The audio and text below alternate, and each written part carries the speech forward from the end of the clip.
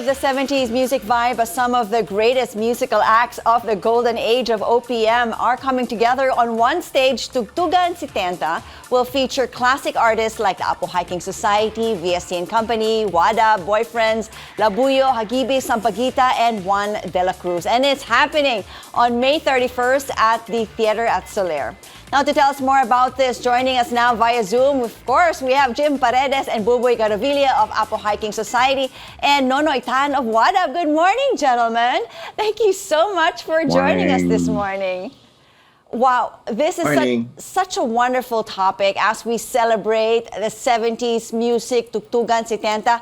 How did this idea, come about? I know we're talking a little bit about this before we finally went on cam. Whose brilliant idea was it to bring together the classic music acts of the 70s? You should blame Mark Manalang, our land producer, for coming up with this idea of, gathering together all the OPM legends of the 70s and put up a show to bring back nostalgia and reintroduce the OPM classics to the younger generations. But we're happy to have the Apo Hiking Society with us for this show. Yes. Even for Boboy and Jim here, you have also done a little bit of the 70s get-together type. We did a Solaire with Sila Marco season. Actually, Jim and I, we just started again mainstream concerts just last December. I think we just started last December. So I think we're trying to get back into the scene again. How does it feel like, Jim, to be back in the scene? As I said, what was the last time you guys were together as a full Apo was in 2010, tama ba yun?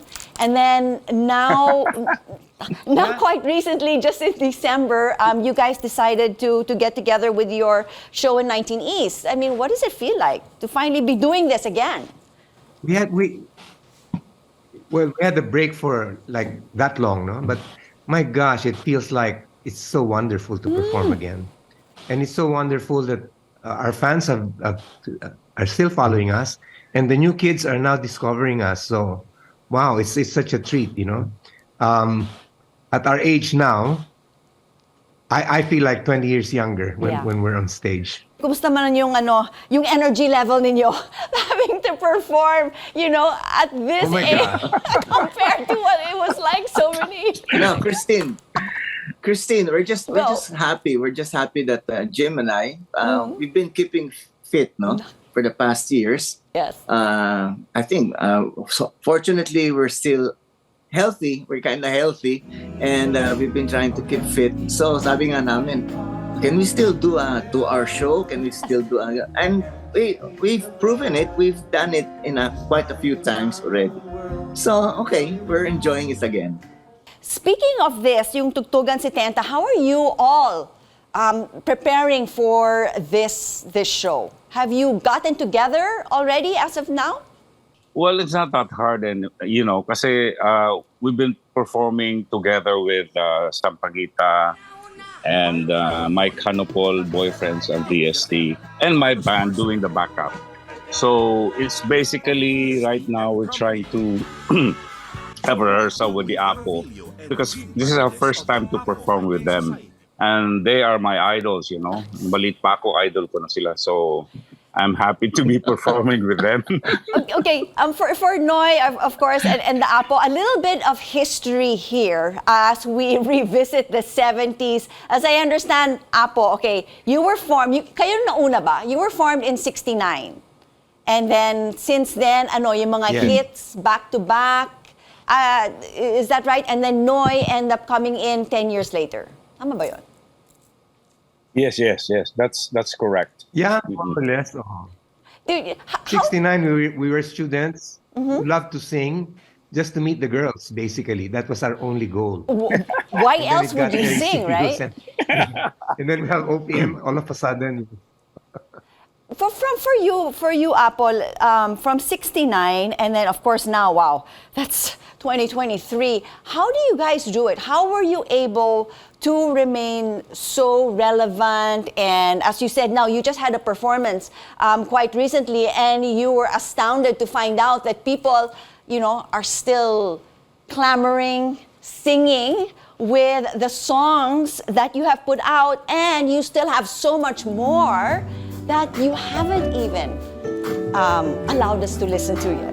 Alam mo, Christine, when we did the 19 East show, parang we had fresh blood infused on us. Parang we really had a new shot in the arm, because we saw a couple or a few 17-year-old, 20-year-old, even a 15-year-old singing along with our songs. So sabi namin, where did these guys come from? And then we realized the parents bring them into the concerts. So it's like, okay, so there's this new crowd there that's available. We wrote the soundtrack of the lives of their parents. Now their parents want to share that soundtrack with their young kids. So it's wonderful. I mean, for WADAB, you were formed 10 years after 1979, Yes. after the Apo. And of Yes. course, you're all from Davao, which is why it's called the WADAB. What is it that you miss most about the music of the 70s? Well, iba kasi ang music ng 70s eh. I don't know. It's hard to say with regard to the new kind of music, but during the 70s, may puso kami. And we record everything with human feel. Lahat analog. We don't use computers. It's basically human talent lang talaga. Everything is recorded live. Yeah, no help of, di ba, sa computer wala talaga. So Yes. basically it's purely purely talent. And I have noticed that the music in the 70s were melodic. Even the arrangements were different as compared to music right now. We wrote in Tagalog for the very first time in the history of pop in the Philippines, and that I think was a game changer. All of a sudden, we were not listening to we were not a fringe market of some British or American. We were writing our own stuff for ourselves.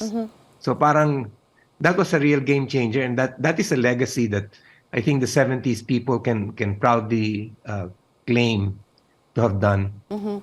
I mean, we do have our own resurgence of our OPM songs. I mean, there are a lot of artists right now that are going back to OPM and seeing Pinoy music and breaking the boundaries a little bit of what you feel, Boy, of what's happening now in terms of OPM.